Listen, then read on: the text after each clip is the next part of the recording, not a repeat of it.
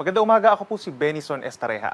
Meron muli tayong update regarding pa rin sa ating monitor si Typhoon Marce with international in Yinxing as of 5 in the morning, araw ng Biyernes.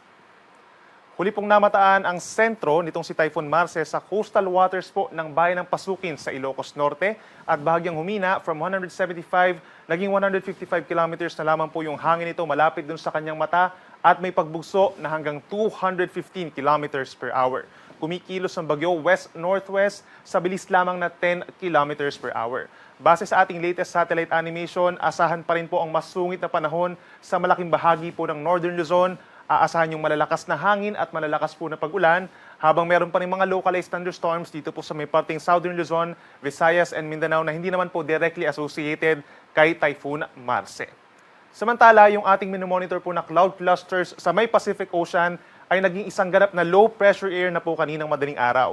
As of 4 in the morning ay nasa higit 1,900 kilometers ito silangan ng southeastern Luzon.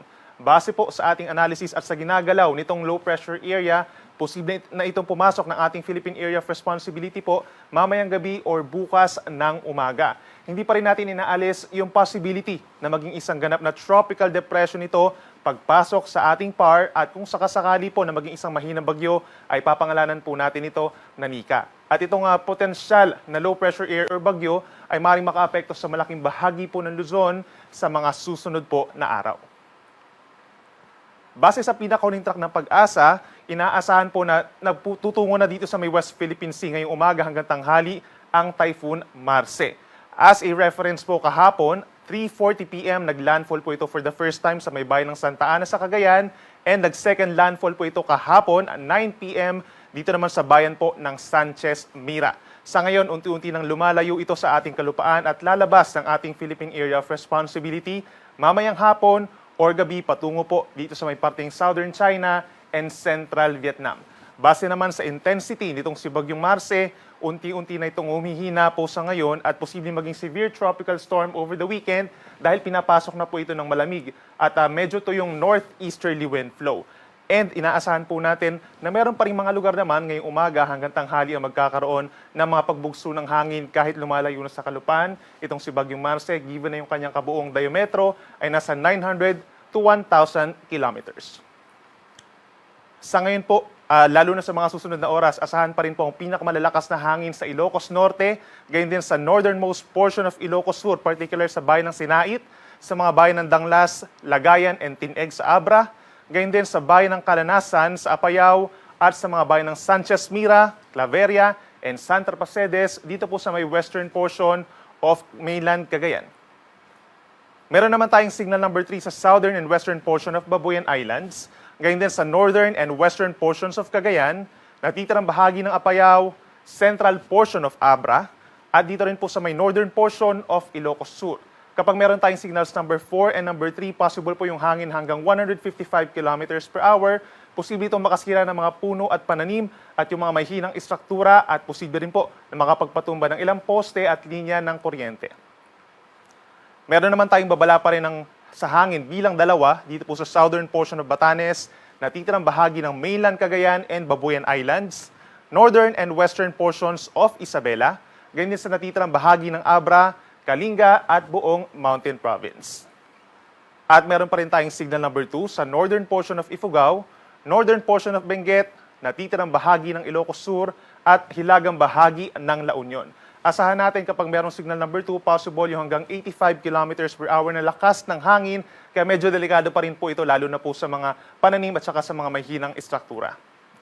At meron naman tayong mga signal number 1 or hanggang 55 kilometers per hour na taglay na hangin sa mga susunod po yan na oras sa natitirang bahagi pa ng Batanes, rest of La Union, buong Pangasinan, natitirang bahagi ng Ifugao and Benguet, rest of Isabela, gayon din sa Quirino, Nueva Vizcaya, northern and central portions of Aurora, sa bayan ng Karanglan sa Nueva Ecija, at sa mga bayan din po ng Santa Cruz and Candelaria dito po sa may northern Zambales. sa mga susunod po na issuances natin, possible po na mag-downgrade yung ating mga signals number 4 into number 3, number 3 into number 2, and so on. At posibleng matanggal na rin po yung mga wind signals number 1 natin. Eventually, yung mga nasa southern part ng Northern Luzon sa mga susunod po natin na issuances, hanggang sa makalabas po ng part itong ating bagyong binabantayan, ay mawala na rin yung tropical cyclone wind signals sa malaking bahagi po ng Northern Luzon. Gayunpaman, asahan pa rin po natin pagsapit ng mamayang gabi, pag tinanggal na po natin yung ating mga wind signals, meron pa rin mga lugar na magkakaroon ng strong to gale force or paminsan-minsan bugso ng hangin sa may Batanes, Cagayan, Isabela, and Ilocos region. At bukas, kahit malayo na yung bagyo, meron pa rin mga pagbugso sa Batanes at sa Babuyan Islands. Pagdating naman po sa mga pag-ulan, tinanggal na natin yung possibility of torrential rains or higit 200 millimeters po na dami ng ulan ngayong araw. Pero aasahan pa rin po ang heavy to intense na mga pag-ulan sa mga susunod na oras dito po sa Ilocos Norte, pababa ng Ilocos Sur, Apayao, and Abra. Posible pa rin ito magdulot ng mga pagbaha, hindi lang doon sa mga low-lying areas at medyo mataas pa rin po ang chance na magkaroon ng mga pagguho ng lupa. Meron naman tayong moderate to heavy na mga pag-ulan or 50 to 100 millimeters na dami ng mga pag-ulan sa La Union, Kalinga at malaking bahagi po ng Cagayan, kabilang na ang Babuyan Group of Islands. So meron pa rin pong banta ng baha at landslides sa mga nabanggit na lugar. Para naman po sa lagay ng ating karagatan, meron pa rin tayong gale warning dahil pa rin sa pagdaan nitong si Bagyong Marcel dito sa may Northern Luzon. Hanggang 11.5 meters po or halos 4 na palapag na gusaling taas ng mga pag-alon sa malayong bahagi ng karagatan, sa Batanes, baybayin ng Cagayan, kabilang ang Babuyan Islands, Ilocos Norte, and Ilocos Sur, habang asahan pa rin po ang 3 to 5 meters na taas ng mga pag-alon sa La Union at sa Pangasinan.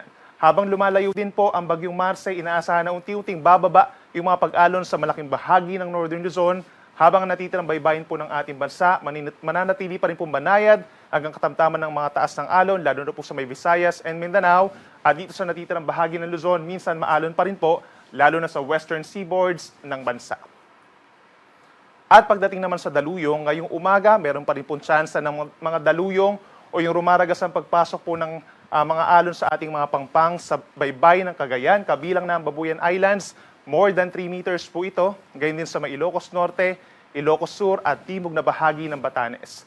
Meron naman tayong 2.1 hanggang 3 metro dito sa hilagang baybayin ng La Union at hanggang 2 metro sa hilagang baybayin po ng Isabela. So make sure po na coordinated tayo sa ating mga local government units for possible evacuations, lalo na yung mga nakatira sa coastal areas. At para naman sa magiging lagay ng panahon for the next 3 days, dahil nakalayo na ang Bagyong Marcel, by tomorrow, asahan po ang improving weather conditions sa malaking bahagi po ng Northern and Central Luzon. Iiral sa malaking bahagi ng bansa ang partly cloudy skies.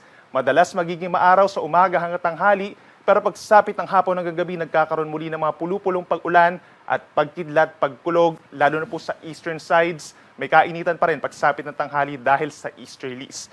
Then pagsapit po ng Sunday and Monday, ito yung time kung saan yung ating low pressure area na minomonitor ay lumalapit po sa ating kalupaan. So, kaya naman po possible na pagsapit ng Sunday, may mga lugar na magkakaroon ng paulan. Bicol Region, Samar Provinces, and Quezon Province, habang ang Eastern Luzon at ilang bahagi po ng Visayas ay magkakaroon din ng kalat-kalat na ulan and thunderstorms dahil sa paglapit pa nitong low pressure area. Yan muna ang latest mula dito sa Weather Forecasting Center ng Pag-asa. Ako muli si Benison Estareja. Mag-ingat po tayo.